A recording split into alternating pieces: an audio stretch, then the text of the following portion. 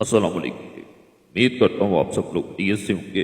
اللہ آپ سب کو اپنے حفظ و امان میں رکھے، پریشانیاں دور فرمائے، اور اللہ کی ذات کسی کا محتاج نہ کرے، اپنی ذات کا محتاج رکھے۔ بہت سے ایسے لوگ جو ہیں وہ رابطہ کرتے ہیں جو اپنی زندگی سے ناخوش ہوتے ہیں۔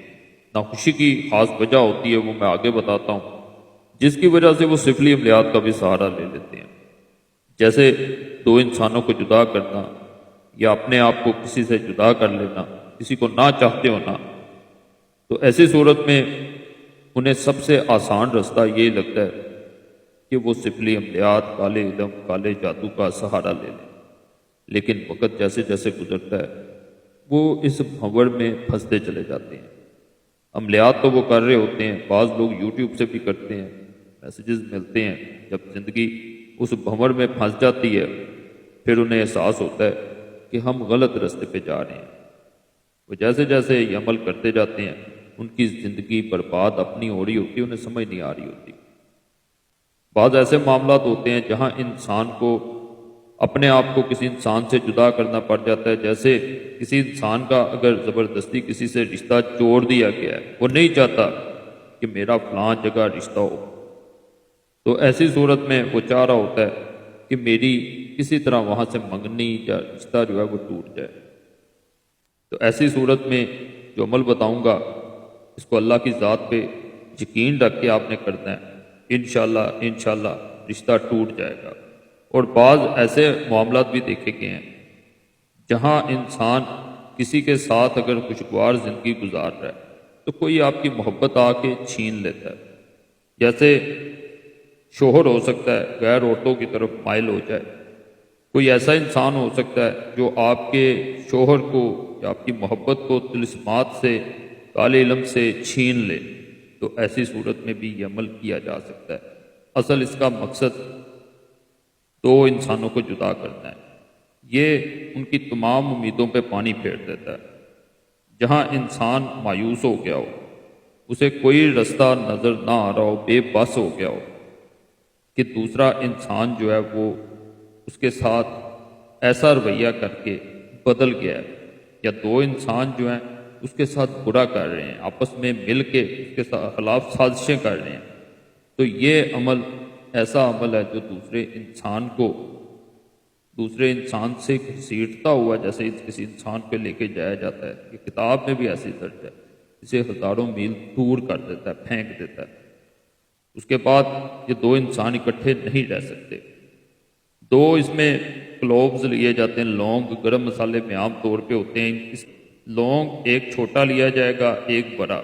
اگر دونوں عورتیں ہیں جدا کرنی ہیں تو دو چھوٹے لونگ لیے جائیں گے، اگر دونوں مرد جدا کرنے ہیں تو دو بڑے لونگ لیے جائیں گے۔ اگر ایک عورت ایک مرد ہے تو چھوٹا لونگ عورت کے لیے، بڑا لونگ مرد کے لیے لیا جائے گا۔ یہ ذہن میں بات رکھ لینی ہے۔ تعداد بھی اس میں بدل جائے گی، اگر دونوں مرد ہیں تو تعداد مرد والی رکھی جائے گی، اگر عورتیں ہیں تو عورت والی رکھی جائے گی۔ اگر ایک مرد ایک عورت ہے پھر ایک مرد ایک عورت والی تعداد رکھی جائے گی۔ مرد کی تعداد اور ہے، عورت کی اور ہے۔ یہ پہلے میں بڑا لونگ آپ کو دکھا رہا ہوں۔ جب اس کو عمل کو کیا جاتا ہے تو اس کو پڑھتے وقت آپ نے تھوڑا تھوڑا گھمانا ہے، اس کو انگلی میں پکڑ کے جیسے میں گھما کے دکھاتا ہوں ایسے ساتھ پڑھتے جانا ہے، ساتھ گھماتے جانا ہے، پھر واپس گھمانا ہے، اس طرح سیدھا الٹا اس کو گھماتے جانا ہے۔ جیسے کسی انسان کو گھمایا جائے تو اس کا سر چکرا جاتا ہے، ایسے ہی اس کو گھماتے جانا ہے، الٹا گھمانا ہے، پھر سیدھا گھمانا ہے۔ یہ آپ نے جو عمل بتاؤں 21 مرتبہ مرد کے لیے ویسے ہوتا ہے، لیکن آگے میں سمجھاؤں گا کر کے، پھر آپ کے لیے آسانی ہو جائے گی۔